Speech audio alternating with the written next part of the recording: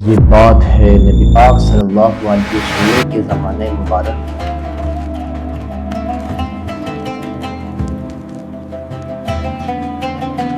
یہ بات ہے اس وقت کی جب اللہ نے مسلمانوں کو فتح نصیب فرمائی۔ یہ بات ہے اس جادوگر کی جس نے نبی پاک صلی اللہ علیہ وسلم پر جادو کرنے کی کوشش کی۔ جنگ بدر مشرکین مکہ کے لیے ایک بہت بڑا جھٹکا تھا، کیونکہ ان کے بڑے بڑے سردار اس میں مارے تھے۔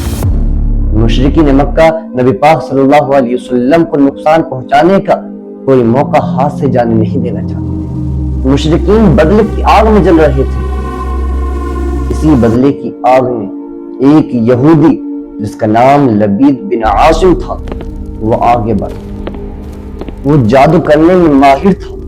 وہ جانتا تھا کہ نبی پاک صلی اللہ علیہ وسلم کو تلوار کے زور پر ہرانا بڑا ہی مشکل ہے، اس لیے اس نے ایک شیطانی طریقہ استعمال کیا۔ اس نے جادو کرنے کی کوشش کی۔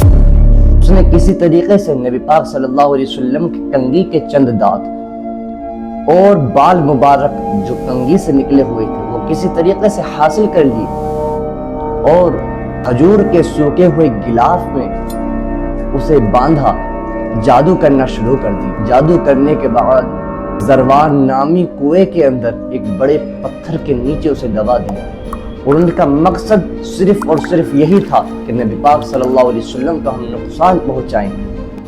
جلد ہی جادو کا اثر ظاہر ہونے لگا۔ نبی پاک صلی اللہ علیہ وسلم کو ایک عجیب سی نقاہت محسوس ہونے لگی۔ آپ صلی اللہ علیہ وسلم کو کبھی کبھی ایسا لگتا کہ میں نے یہ کام کر لیا ہے، حالانکہ وہ کام نہیں کیا ہوتا۔ لیکن ایک بات یہ بھی ہے کہ یہ اثر صرف اور صرف انسانی جسم تک تھا، وحی اور نبوت اور دین پر اس کا کوئی اثر نہیں تھا۔ جب تکلیف زیادہ بڑھنے لگی تو آپ صلی اللہ علیہ وسلم نے اللہ سے دعا کی۔ اللہ کے حکم سے دو فرشتے جبرائیل اور میکائیل علیہ السلام حاضر ہوئے، اور ایک فرشتہ نبی پاک صلی اللہ علیہ وسلم کے سرہانے کھڑا ہوا اور دوسرا فرشتہ نبی پاک صلی اللہ علیہ وسلم کے پاؤں کی طرف کھڑا ہوا۔ ایک فرشتے نے کہا نبی پاک صلی اللہ علیہ وسلم کو کیا ہوا ہے؟ دوسرے فرشتے نے کہا کہ آپ صلی اللہ علیہ وسلم پر جادو کیا گیا ہے۔ دوسرے فرشتے نے کہا کہ جادو کیا کس نے ہے؟ پہلے فرشتے نے کہا کہ ان پر جو جادو کیا ہے وہ لبید بن عاصم ایک یہودی نے کیا ہے جو بنی زریق کا رہنے والا ہے۔ پہلے فرشتے نے کہا کہ جادو کس پر کیا ہے، کس چیز پر کیا ہے؟ تو دوسرے فرشتے نے کہا کہ جادو نبی پاک صلی اللہ علیہ وسلم کی کنگھی کے چند دانت اور نبی پاک کے بال مبارک اور کھجور کے سوکھے ہوئے گلاف پر کیا گیا ہے۔ پہلے فرشتے نے کہا وہ جادو کہاں رکھا گیا ہے؟ دوسرے فرشتے نے کہا زروان نامی کنویں کے اندر ایک بڑے پتھر کے نیچے رکھا ہوا ہے۔ صبح ہوئی تو نبی پاک صلی اللہ علیہ وسلم نے حضرت علی اور زبیر رضی اللہ تعالی عنہ اور عمار بن عاصم جیسے عظیم صحابیوں کو اس کنویں کے پاس بھیجا۔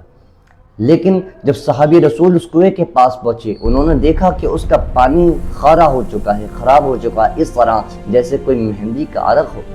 جب صحابی رسول نے اس پتھر کو ہٹایا تو وہاں وہ جادو کے سامان موجود تھے۔ صحابی رسول ان جادو کے سامان کو لے کر نبی پاک صلی اللہ علیہ وسلم کی بارگاہ میں حاضر ہوئے۔ دوسری طرف اللہ تبارک و تعالیٰ نے سورہ الفلق اور سورہ ناس نازل فرمائی۔ جب اللہ کے رسول نے ان کی تلاوت کرنا شروع کیا، جس طرح تلاوت کرتے گئے اسی طریقے سے نبی پاک صلی اللہ علیہ وسلم کو سکون ملتا گیا، یہاں تک کہ آپ صلی اللہ علیہ وسلم پوری طریقے سے صحت یاب ہو گئے۔ یہ ویڈیو ہمیں یہ سبق دیتی ہے کہ نبی پاک صلی اللہ علیہ وسلم پر بھی انسانی تکلیف آتی تھی، لیکن یہ نبوت کے خلاف نہیں ہے، بلکہ یہ بشر ہونے کا ثبوت ہے، لیکن وہ بشر ہماری طرح بالکل نہیں تھے۔